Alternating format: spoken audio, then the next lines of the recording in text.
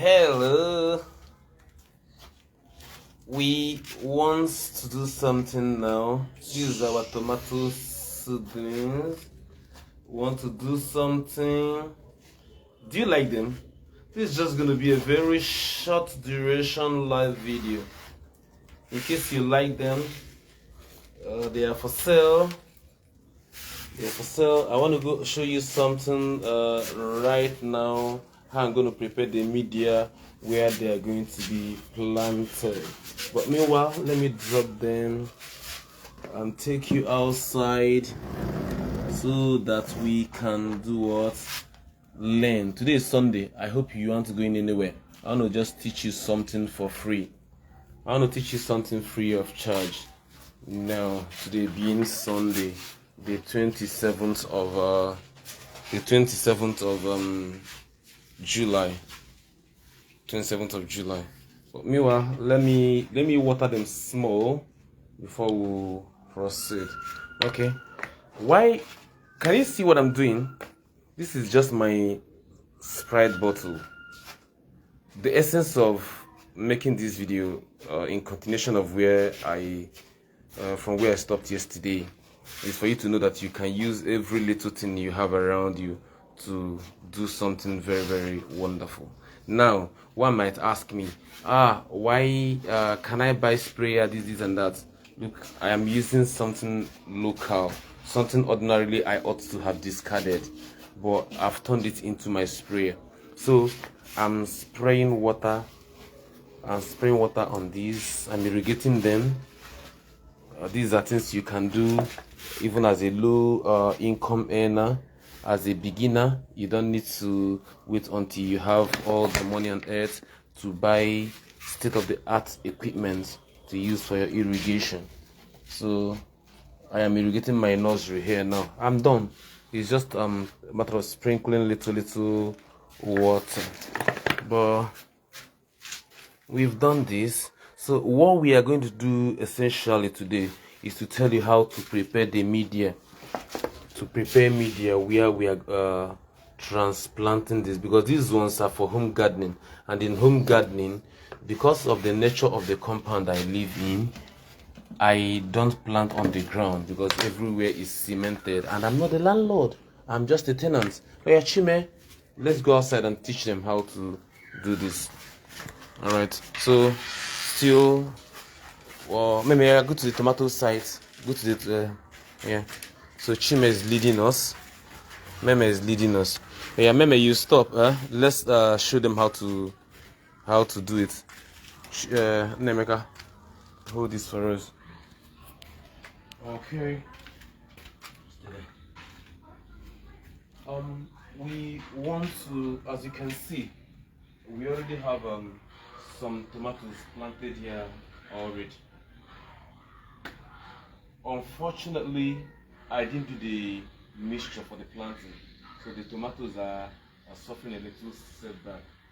But I will not remove these ones. I will remove them. The only thing I'm going to do is to arrange them the way I wanted to stay here so that there will be space. If you watch, water is there's water in this bag now, and the system is supposed to be the media is supposed to be one that once water drops, it dries immediately. But look at, there is perforation on the bag everywhere. The bags were perforated so as to allow for drainage. But yet, because the mixture is bad, some of them are still retaining water. Like this one, now water is being retained inside, and the tomato is almost wilting. But by God's grace, after doing what I'm going to do to them today, they will not wilt again. But I'm going to prepare media for planting of the remaining seedlings. So as I do, what I want to do basically now is to teach you how to prepare media for growing media for your potted plants. And there are so many things you can use. Here I am going to use just only I'm going to use three things. I'm going to use poultry manure. I'm going to use sawdust and rice husk. I've got rice husk, I've got sawdust, I've got poultry manure. So I'm going to pour them on the ground, turn them, mix them The essence of using them is because one, unlike these ones that we are done with, I think mainly sand, and the sand is even very clean. If by the time we put this media together, already we've kept them for a long time to decompose, kind of. Just look at how this is now. This one is sawdust. I will bring the rice husk. I will bring the rice husk that I will add to it.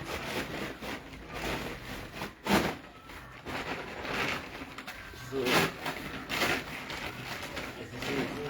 that the bag is already tearing on its own is an indication that yes, this material, this sawdust, has been inside this bag for months, for a very long time. So this is it. I'll get the rice husk and mix it.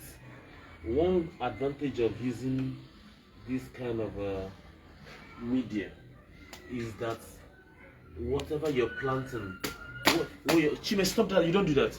What you're planting, the media will be very light, it will be easily moved. This one is poultry manure. This when I mean poultry manure, this is well cured poultry manure. By being well cured, I mean it has already decayed. Like it won't cause the plant any harm now. You know, whenever you're using poultry manure, you should always avoid using poultry manure that are freshly brought out of the poultry. Yeah, they are they can be very hot and harmful to the plants. So this particular poultry manure, I've kept it for well over close to 2 years. That's how I keep my own manure. I don't bring out poultry manure that day or that week or that month. I use it that same month. I allow them to stay for a very long time. At least I keep them up to 3 months. Don't ask me the reason. I've told you the simple reason you should know, which is for them to be well cured. As an organic practitioner, the reason I leave them is to allow the if there are any chemicals inside, let them. Now look at this poultry manure. This poultry manure is well, like I said, it's well over close to 2 years since I kept them. So I am pouring just one bag to 3 bags of sawdust and rice husk. I want to make the media very rich. I mean, rich enough to ensure that the plants will get all the nutrients they need. So you stay here, keep showing them the tomatoes one after the other. Bring the camera close while I bring the rice sauce from there. Chimameze, be showing them the tomatoes.